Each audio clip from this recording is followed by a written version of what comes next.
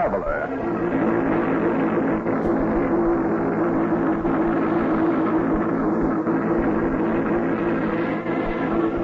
This is the Mysterious Traveler, inviting you to join me on another journey into the realm of the strange and the terrifying. I hope you will enjoy the trip, that it will thrill you a little and chill you a little.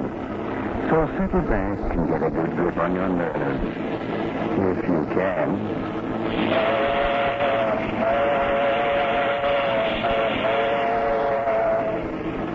Where are we going? Why, today we're going to accompany Mr. Harvey Benson through a fateful 24 hours of his life in a story I call No One on the Line.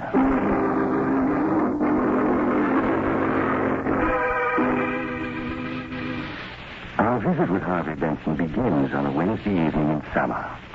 Harvey, a self-made businessman, is smoking a cigar and reading the paper, while his wife, Linda, reads a book. It's really quite a picture of peaceful domesticity.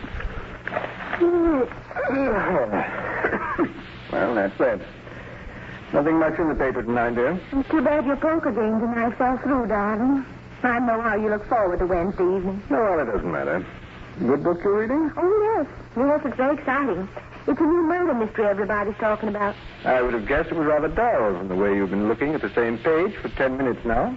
Oh, was that? I must have been wool gathering. Well, I guess I'll go. Oh, the phone. I'll get it, Linda. No, sit still, Harvey. You're tired. I'll answer. No, I insist, my dear. Hello. Hello. Hello. That's funny. No one on the line. How strange. Maybe the phone's out of order. No, I heard the click as someone hung up when I answered. Oh, but it's not worth wondering about. Getting late. What do you say we turn in?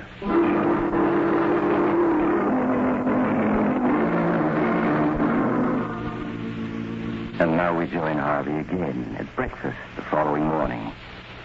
It's getting late, but Harvey lingers over his coffee as if he had the whole day ahead of him. Good coffee, this. Pour me some more, will you, darling? Of course, Harvey.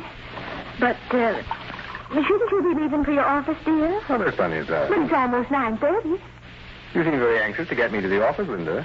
You're not trying to get rid of me by any chance. Oh, well, of course not. But you said you had an important appointment this morning, and I yes, just but thought... the fellow will wait. Mighty good coffee, this. Harvey, is there anything wrong? Anything wrong? Yes. You seemed a little odd the last day or two, and this morning. And what's the matter with me this morning? Oh, I don't know that anything is, but you do seem a little strange. Strange? In what way, Linda, my dear? Oh, I'm sorry if I've said anything to annoy you, but... Oh, I'll answer it. Still, Linda, I'll answer. But, Harvey, it's I probably... said I'll answer. Maybe a call I've been expecting. All right, Harvey. Hello? Hello? Hello? Strange, there's no one on the line. Same thing that happened last night. Oh, how peculiar. Oh, but that phone must be out of order. Yes, I suppose so. Yet I could swear I heard someone hang up when I answered. Oh, you must have been mistaken, darling. I suppose so. You better give the company a ring, Linda. Yes, I will, Harvey, right away. Good. And now I do have to be going. See you tonight, darling.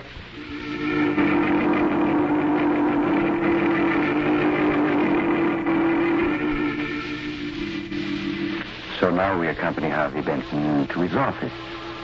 Because we're spending one complete day with him, remember?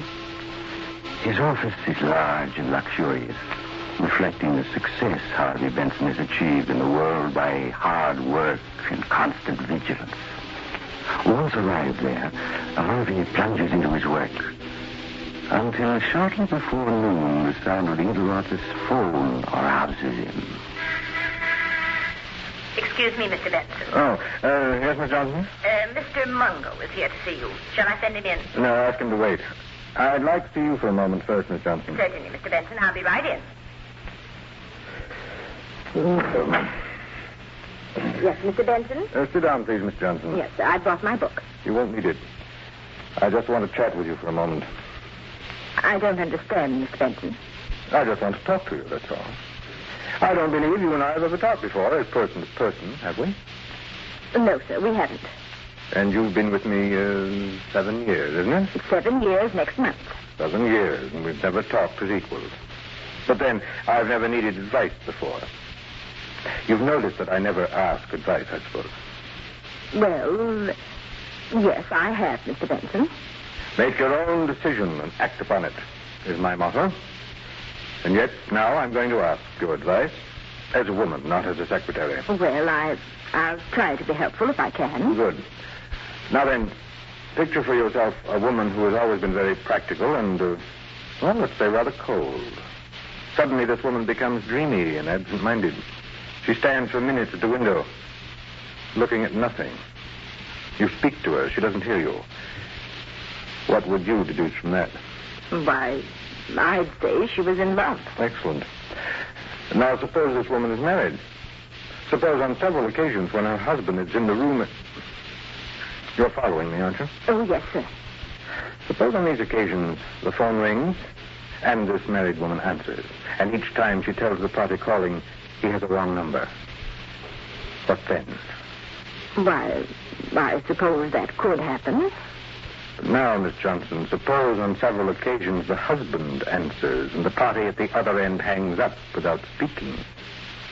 Why, it sounds like someone trying to call the wife without her husband knowing about it. Exactly. I felt sure I couldn't be wrong. But it's helpful to have your opinion and back me up. So thank you very much, Miss Johnson. Why, not at all, Mr. Benson. And now please send in Mr. Mungo. Yes, sir, right away. Mr. Benson will see you now. Okay, sister. Good morning, Mr. Benson. Come in, Mungo, and close the door. Sure, Mr. Benson. Sit down. Yeah, sure. You have the information for me? Everything's right here in my report. Good, let's have it.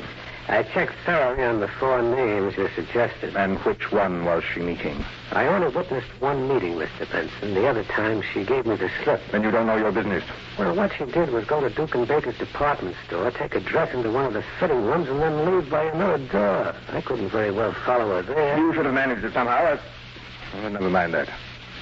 What did you learn? I'll give you the general report first before mentioning names. All right, do so, but don't dawdle about it. Yes, Mr. Benson. As you'll see, I've called the 4 individuals you suggested. Parties A, B, C, and D. Yes. Now, party B, Mrs. Benson knew before her marriage, but I found no evidence they've ever communicated since. Yes, go on. Parties C and D, she also knew before she became Mrs. Benson, and from time to time she's seen both of them since.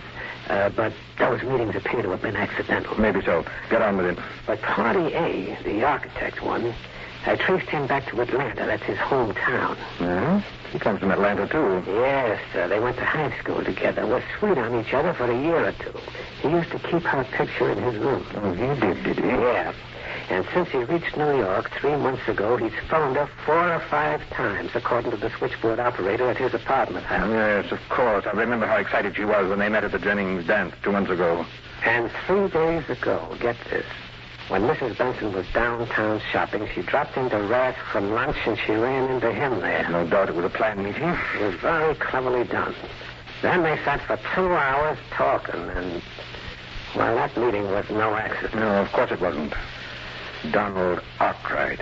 Yes, I was sure of it. Yes, sir. But if you want me to keep on following... No. It's time for more decisive steps.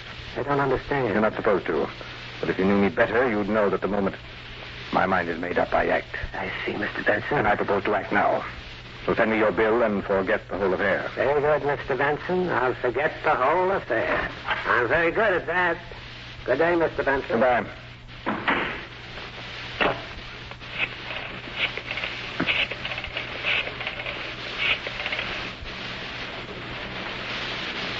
Hello, Donald Arkwright speaking. Oh, hello, Arkwright. This is Harvey Benson. You remember me, Linda's husband? Yes, of course, Mr. Benson. How are you? Fine, thanks. I'm calling because I need an architect. Oh, and you wanted me Yes, to... I'm going to put up a summer place out on Long Island, and I wanted you to draw the plan. Well, that's great, Mr. Benson. Now, what kind of site have you? I'll do better than tell you.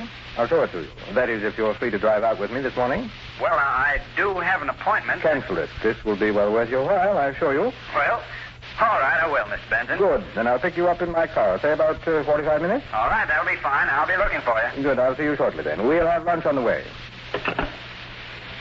Miss Johnson, Yes, Mr. Benson? I'm leaving for the day. Cancel any appointments I may have.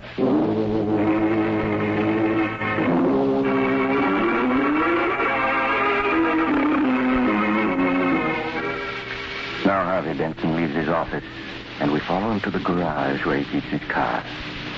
So, Joe, you have my car ready? I got it right here, Mr. Benson.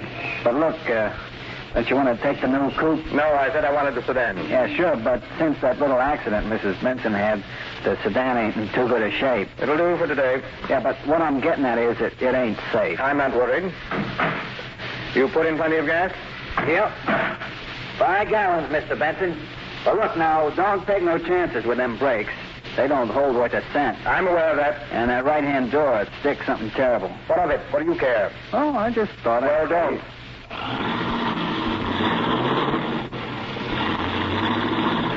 Golly, he's certainly in a hurry. With them brakes the way they are, he'll kill somebody if he ain't careful.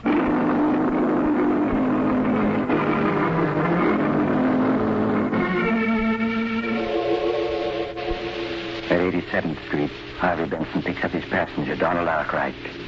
And several hours later, they are far out in a lonely section of Long Island. Just a quarter of a mile more, Arkwright. Up ahead on top of those cliffs. That's where my lots are.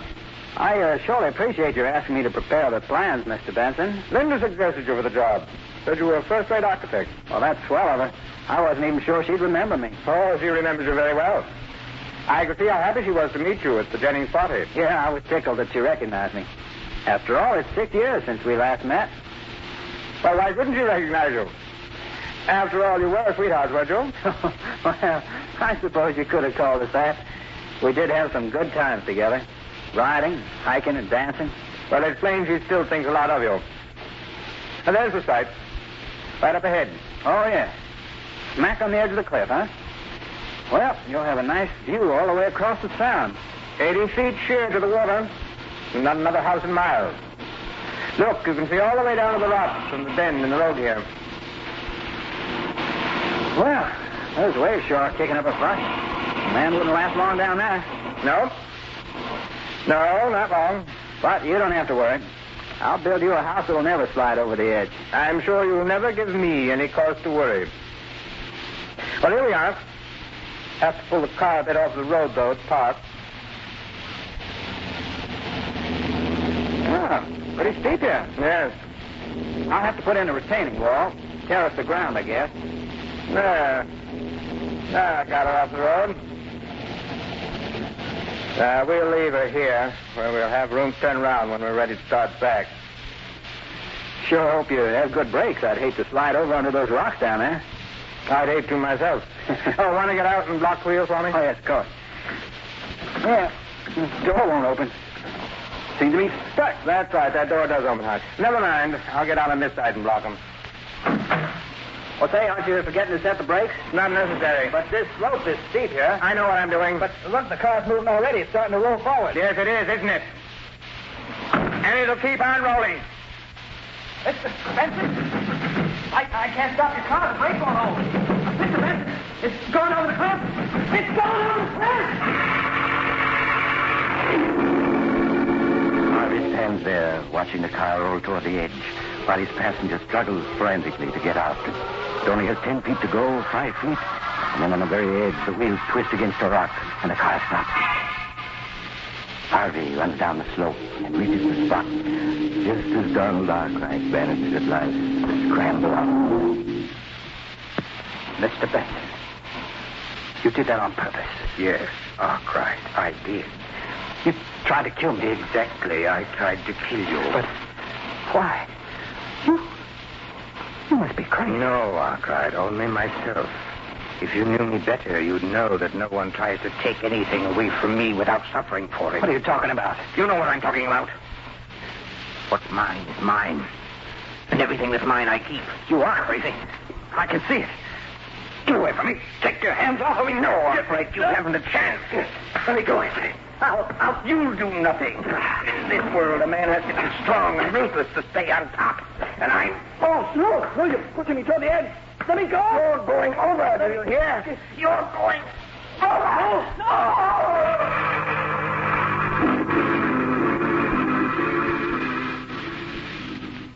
Harvey stands, glaring down at the white-capped waters that have received his victim. Then he turns to the car. A quick twist of the steering wheel, a push, and the car is gone. Then Harvey turns away back to the road. He walks a mile, 2 miles, 3, until he gets a lift from a driver who takes him to the nearest state police barracks, where State Police Sergeant Thomas hears his story. Mr. Benson, you say you got out of the car to block the wheels, and the car started rolling forward? Yes, Sergeant. Arthur, I tried to open the door, but it stuck.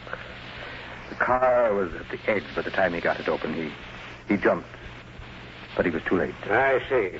All right, I have the details straight. Oh, it was horrible, Sergeant. He was my friend. There was nothing I could do to help. Nothing. Yes, I understand, Mr. Benson. You were quite alone at the time? No witnesses? No, we were miles from the nearest house. Why do you ask? Well, because there's a Boy Scout camp about a mile from there, Mr. Benson. I thought some of the boys might have been within sight. Oh, no. There wasn't anyone in sight. I see. Well, I guess that's all, Mr. Benson. It's just about dark now, so we probably won't recover the body before tomorrow. I'll notify you the minute we do, so you can identify your friend.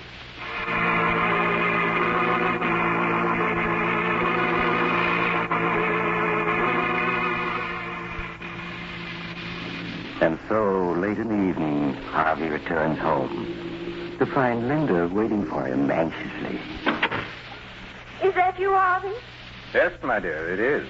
Well, I waited dinner as long as I could, and then I went ahead and ate. Shall I fix you something now? No, thank you. I've eaten. Let's sit down, Linda. I'd like to talk to you. Why, of course, Harvey. You have the phone fixed? The phone? Oh, no, I called the company, but they said there was nothing wrong with it. I see. Well, they were quite right. I discovered that the trouble was from another source. I don't think I understand you, Harvey.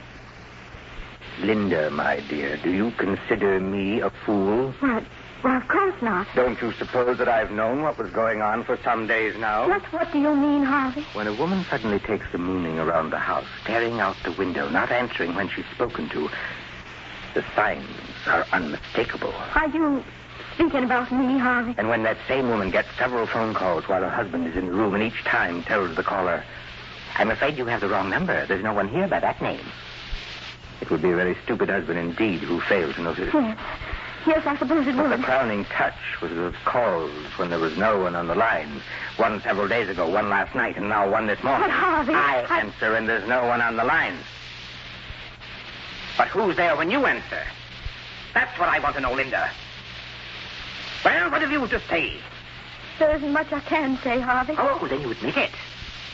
Those calls were from someone I wasn't supposed to know about. Someone you're in love with. Yes. Someone I'm in love with. Someone I've been trying to bring myself to tell you about. Someone you've been meeting at Tawdry Rendezvous. Nothing of the kind. We've met, yes. But they've been perfectly innocent meetings, lunch, and a walk in the park. Nothing worse than that. You're a fool to expect me to believe that. Yes, I suppose I am. And yet it's the truth. Well, it doesn't matter. But may I inquire what your plans are? I want a divorce, Harvey. So that you can marry this unknown who telephones you and then hangs up when I answer. Yes. And I'm sorry that ever happened. It was my fault. I suggested it. You see, I was afraid of you, Harvey. Afraid? Of me? Of your loving husband? I was. But I'm not anymore.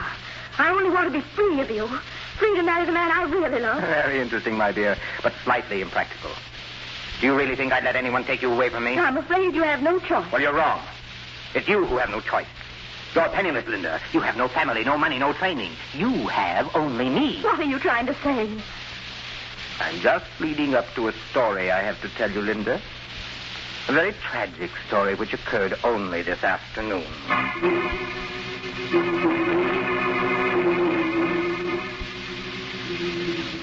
And so Harvey tells Linda the story of the afternoon's events. Well, not the true story, of course, but she guesses the truth as he speaks and recoils in horror when he is finished. Oh, you've killed him. You deliberately murdered him. Nonsense. It was a tragic accident. The police have already exonerated You him. killed him? Oh, no. I don't believe you. You're just trying to torture me. You know me better than that. You know that what I have I keep at any cost. Then you did kill him.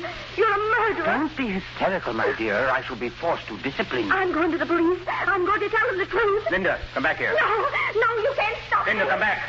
Come back, I say.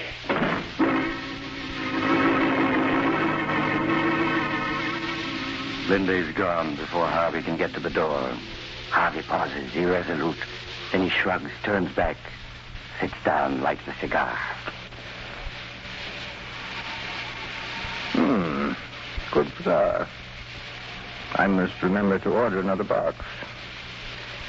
And so, Linda, You've rushed off to the police. In your heart of hearts, you hope that I'm lying. Your first move will be to rush to a telephone. You put a nickel and dial with trembling fingers. You'll hear the phone at the other end ring. And with beating heart, you'll wait, hoping against hope that Donald Arkwright will answer. But he won't. And then you'll know I've told the truth. Then, will you come back first, or will you go on to the police? I rather think you'll go to the police, for you are excited just now. And you'll return with a detective or two. I shall have to explain to them, tell them of your hysterical spells. Then you and I will be left alone. And in a day or two, I think we'll leave on a little trip. Yes, up to my hunting lodge, where we can be alone there. And we'll get to know each other well again. Very well. And in the future... Oh, the bell. So you're back already, Linda. I guessed wrong. Just a moment, my dear. I'm coming. Harvey crosses to the door, opens it, and recoils in surprise. Good evening, Mr. Benson. Well, if it isn't Sergeant Thomas. And I see my wife is with you. Yes, we met in the lobby. She came back up with me. I'd like to come in. Why, of course. After you, Mrs. Benson. These other men will wait out here. Thank you, Sergeant. And now do sit down, Linda. And you too, Sergeant. Oh, cigar. No, thanks. We might as well waste no time, Mr. Benson. We've recovered your friend's body. Already? But surely you didn't come here to tell me that. They know you killed him, Harvey. They know. Please, Linda, you must forgive my wife, Sergeant. She's overwrought. I suppose she's been babbling some nonsense or other to you? You tell me a story, I don't think it's nonsense. Of course it is. She's But hysterical. there were witnesses, Harvey. There were witnesses. What? That's absurd. There was no one within miles. Except a camp of Boy Scouts. 4 of them with a scoutmaster were lying in the grass half a mile away when you drove up. They were watching for birds with field glasses. You're lying. And with natural curiosity, they turned their glasses on you. They saw your struggle on the cliff. No, you're lying. They went to another police barracks to report, or I'd have been here sooner. Here are copies of the affidavit they signed. Affidavit? Yeah. Look them over. Affidavit. 5 of them. Yes, they seem to be in order. So there were witnesses. I dare say their evidence is unshakable. You haven't a chance, Benson. Well, those men outside are city detectives. Are you going to come quietly? Yes. Why not? What else is there to do? You're caught, Harvey, and I'm glad. Glad. Yes, I'm caught. But precious little good that'll do you, Linda, because He's dead, do you hear? Donald Arkwright is dead. Donald Arkwright. Yes. You wonder how I knew it was he, don't you? Well, I hired a private detective, Oh. and he discovered that Arkwright had been phoning you, that you'd been slipping away to meet him. He managed to follow you to one of those innocent luncheons. That luncheon. But that means it was an accident. A very clever accident, but not clever enough to save Arkwright, because he's dead, do you hear? And no matter what happens to me, I've beaten you. You're insane. You always have been with your lust for power, and I never guessed it till now. Fine words. But they won't change the fact that your beloved is dead and that I've taken him from you. You killed Donald Arkwright because you thought I was in love with him. You killed the wrong man. No, I didn't. It was Arkwright. I know it. Oh, no. Don Arkwright was just an old friend. The man I love is someone you've never met, whose name I see now you don't even know. I don't believe you. You've committed murder, and you've been caught, And all for nothing. No. And that knowledge is worse to you than any punishment the law can inflict. You're lying. It was Arkwright who phoned and hung up when I answered. I tell you it was. It couldn't have been anybody else. No. No. Better answer it, Mrs. Benson. No, I'll answer it.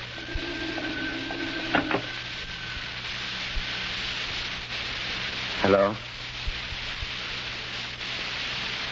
Hello? Hello!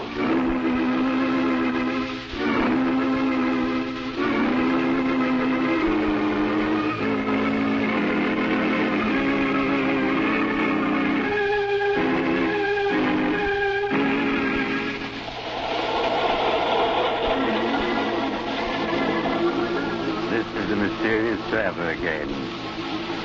Well, that was rather a hectic 24 hours for Harvey Benson, wasn't it? He shouldn't have been quite so sure of himself. It never pays. Those phone calls now. If you get any calls and find there's no one on the line, don't be quite as hasty as he was. You might get into a bad jam. I know someone else who didn't wait to make sure of his facts, and he... Oh, you're getting off here. Oh, I'm sorry. But I'm sure we'll meet again. I take this same train every week at this time.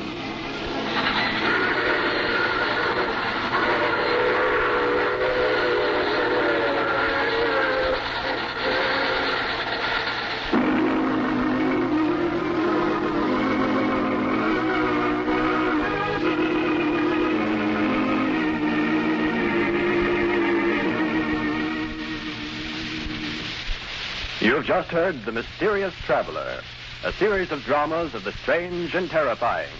In today's cast were Maurice Tarplin, Ted Osborne, Mary Jane Higby, Jack Manning, and James Van Dyke. Original music was played by Doc Whipple. The Mysterious Traveler is written and directed by Bob Arthur and David Cogan.